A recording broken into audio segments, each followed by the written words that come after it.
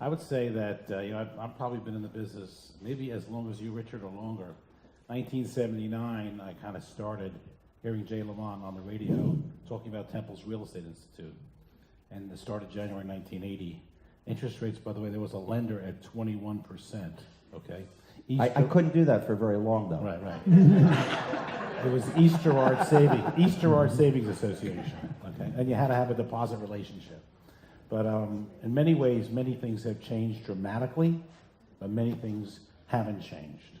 I'll give you some examples. What's changed dramatically? Technology. What hasn't changed? That personal touch. That personal touch is essential. Don't think you can sell real estate through emails or over the internet. They need to hear you, they need to touch you, they need to hear. You need to be there. It's a personal business. And that's why what Mike was talking about, the internet has helped us as a tool, but doesn't replace us as salespeople or professionals. Very important.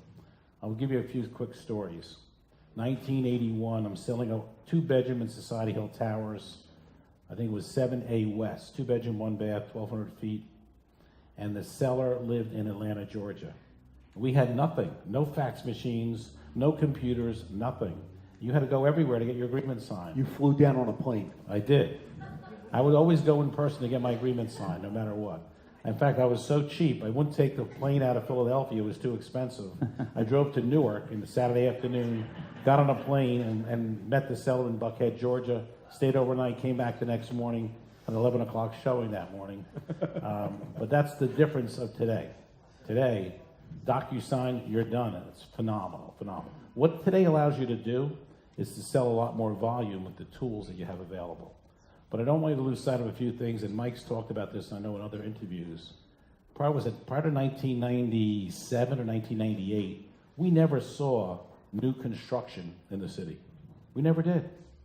The 10-year tax abatement, and I'm going to take a minute about this because this is so important to this industry and to the city of Philadelphia.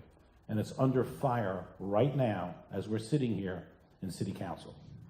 The elimination, the dramatic change of it, you all need to get involved and have your voices heard.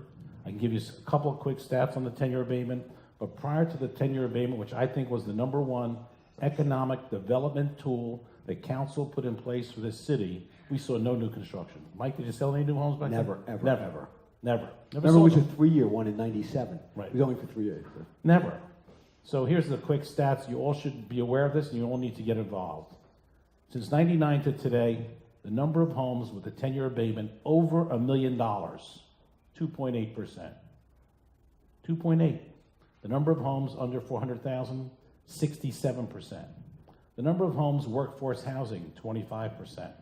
The housing starts in the surrounding counties from 1999 to 2016, negative 33%.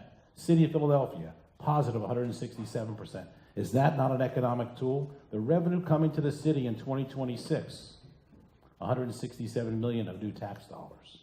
So when you think about it and you look around the city, we've had 100,000 millennials move here in the last 10 years, which is phenomenal. Out of the top 20 cities in the country, we've had the biggest percentage growth of millennials, young people, and it has to do with our housing affordability.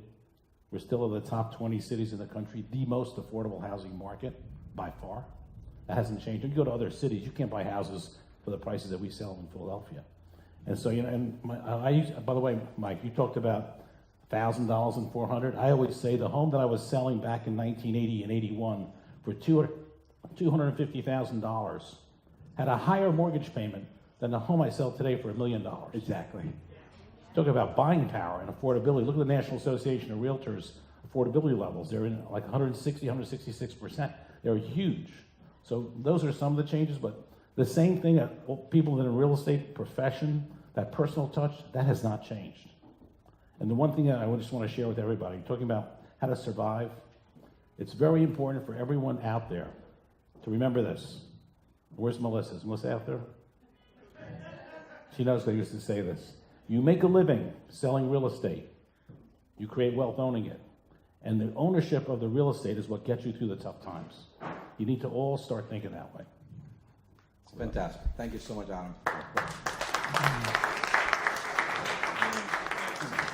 I've been listening to this a lot, that real estate is a combat sport. Anybody who thinks they can do this part-time or being home, are doing this from Florida, where they're on vacation, are living a dream. This is a combat story.